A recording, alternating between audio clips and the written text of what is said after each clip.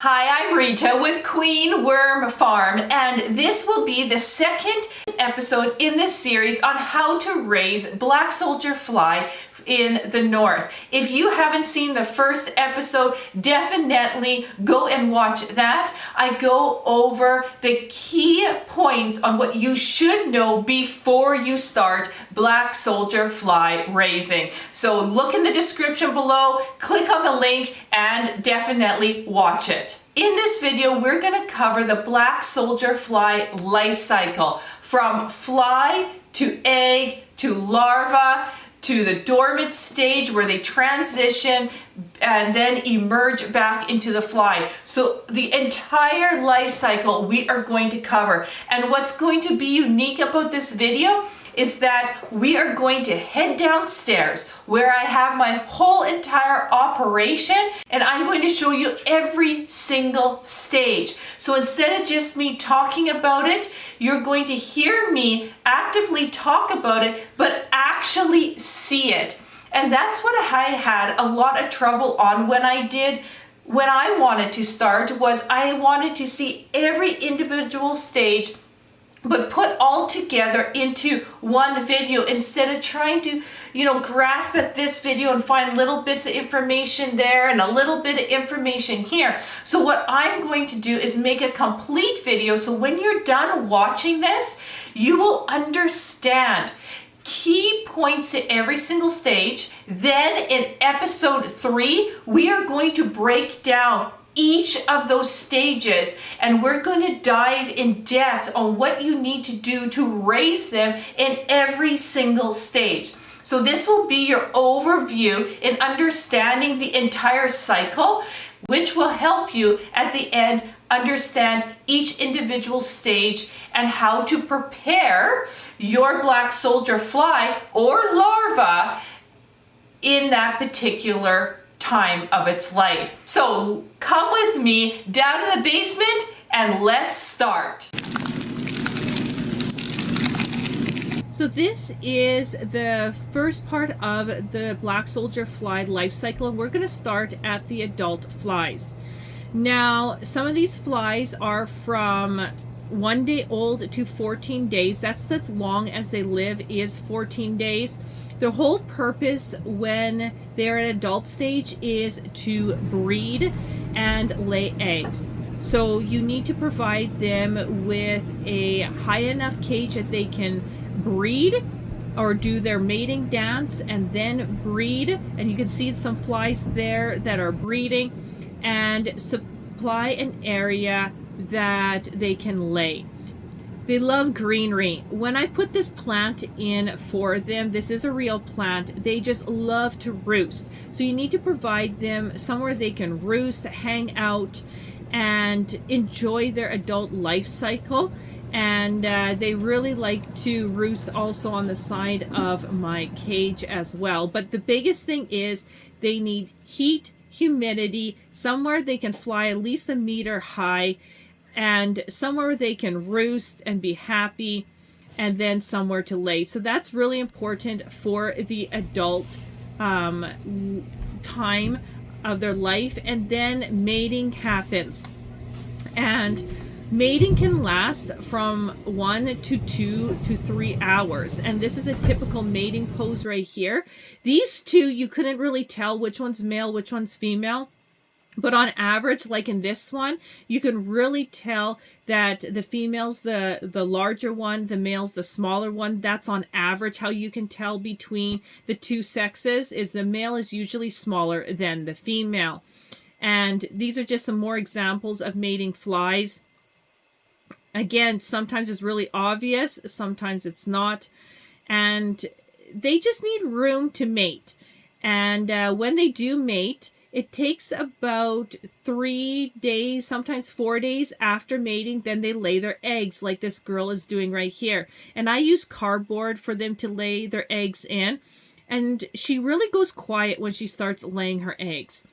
And it can take a couple hours when she's laying, and she just kind of goes into the zone. Like, you can move the cardboard around and she won't move. She is busy laying her eggs. And I find cardboard to be the easiest to get at, and they love all the little spots to lay in it.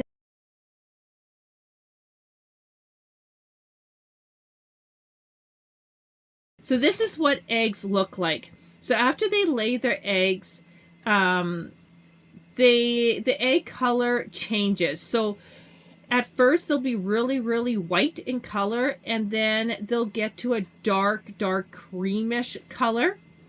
So the darker the color, the sooner they're going to hatch into the larva stage. And so these eggs are anywhere from 1 to 4 days old, because I collect my eggs every 4 days. So sometimes they're really white and sometimes they're creamish in color. And you don't want to disturb your flies all the time, because then they're not going to mate. They're not going to do their thing. And they just lay in random wherever they want in this cardboard. You just got to find. They're pretty easy to find and see the eggs within the cardboard. So after this stage, then I take these pieces of cardboard and I place them in my nursery. And that's a area where it's nice and warm. Like you can see, humidity is high, warmth is there, and they will hatch in this nursery. And then when they hatch, the eggs look like this. You can really see that they don't got as much structure anymore. And they're done hatching and they turn into this. Now this is inside the nursery. There is thousands of maggots here. At this stage now we call them black soldier fly larvae, because they're now the larva or the maggot part of the fly life cycle. And there's different sizes here. Some are really small and some are larger, and that's because the eggs don't hatch all at the same time. Remember I said I collect eggs every 4 days? Well, sometimes when I put them in the nursery, they'll hatch the first day in the nursery or the last day. So 4 days makes a big difference in the larva size. So that's why you see some different sizes.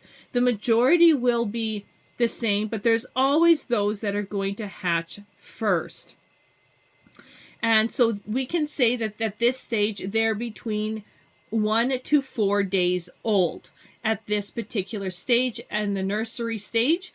And then I move them into a container or tub like this. And this tub is from 4 to 8 days old now. And you can see the larger ones that were in the nursery in the beginning are now larger here, but the majority of the larva is 4 to 8 days old, and they're just chomping down on this watermelon and avocado.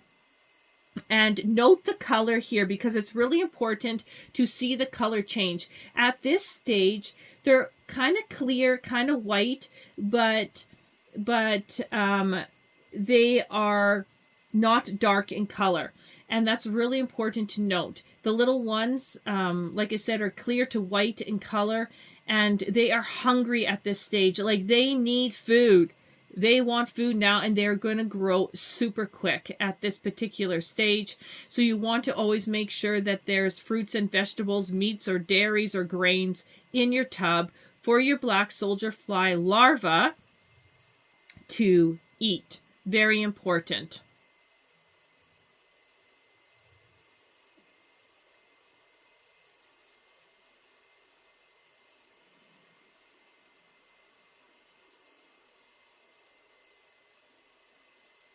Now the next stage here is from 8 days to 12 days old. Look at the size difference. Thousands of them in here eating bread and other fruits.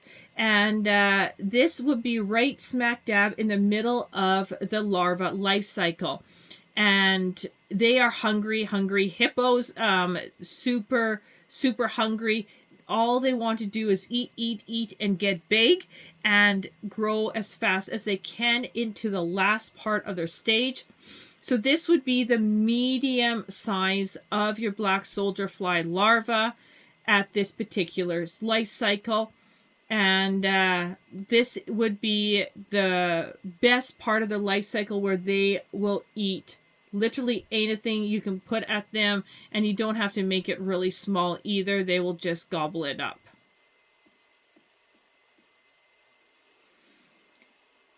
This is the last part of their larva cycle, which would be the large size, and you'll also start to notice a color change. They won't be as vibrant, creamy white. They're going to go dark to more of a yellowish, grayish in color, and they're not going to be as active, and they're going to stop eating. So if there's leftover food in this tub, they're not going to eat it at all. They're fairly good size. They're not going to grow anymore. But what they're going to do is they're going to shed. And as they shed, they're going to get darker. And this is what we call the pre-pupa stage. They're not a larva anymore. They're a pre-pupa. And this is a actual pupa here where it's done shedding. It's gone completely dark, and it's ready to find an area to turn into a fly at the pupa stage. So the pre-pupa stage is when the larvae stop eating and start darkening up in color, getting ready for the final pupa stage where they start turning into a fly. So this last stage, this pre-pupa stage that I'm showing you here, is around that 12 to 16 days, and they just start to shed and get darker and darker. But if you don't provide them with enough heat, they will actually stay dormant in that stage for months and months. So I provide underheating, so my larvae quickly go from the pre-pupa stage into the pupa stage. Otherwise, you could have these hanging around for months, and that's just pretty cool, I think. This is a good stage, like for reptiles owners, to feed bearded dragons, because they could put this larva in the fridge for months and they got tons of food for the reptiles. But I feed them out to my chickens and quails, so I really am looking for them to get into that pre-pupa stage because I want as many of them head into the fly stage. So this is a pretty cool stage of life, and they're large. Like, these maggots are huge. And this is an example of some more pupas. And they still move. Like, don't get me wrong, pupas still move, because at this stage, they want to walk to an area that is dry. You notice that the substrate that I was just showing you is still a little bit damp. They don't want to stay in there. They want a drier substrate that is warm and perfect in humidity, so they can emerge as a fly and start the life cycle all over again. Here's some more examples of the pupa. This is one close up, and you can actually see they have little hairs on them. This is different colors or different shades of the pupas. And this is a good example of a large larva crawling or taking a cruise around the pre-pupa one is at the top, and then the pupa ones are underneath or in the middle. And just note the colors, different colors of them, and what they look like. Like, they go through a lot of cool changes.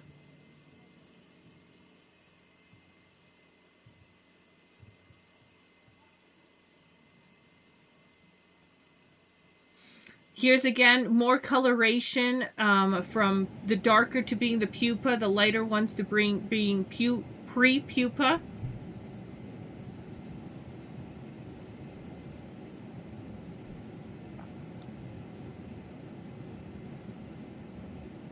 And those are the sheddings, the little sheds that they do several times before they enter the pupa stage. So every time they shed, they get darker. And then I pour these pupas over sawdust, and sawdust works really well. It's dry, and they absolutely love burrowing into it. And then they'll hang out there for about 2 to 3 weeks under some warm heat before they emerge to a fly. So I'll just keep them in there, warm them up, be patient, 2 to 3 weeks, and look, then they start emerging into a fly, and it's incredible. Look at all these flies. And you can see some moisture at the top of the container. That's because when they, I'll call it hatch, it increases the moisture in the tub already. That's no big deal. That's just fine. It's perfect so the flies can drink while they wait. And I hatch flies every single day. They come out. So that's pretty cool. And then I will put them back into the fly cage. And the cycle is complete all the way through. And so I put them in the evening in the fly cage. So I don't have the flies coming out, because they're kind of like chickens in a way where they roost at about an hour before nighttime. And that's when I like to add the flies into the fly cage. And that's what I'm doing here, completing the entire life cycle of the black soldier fly.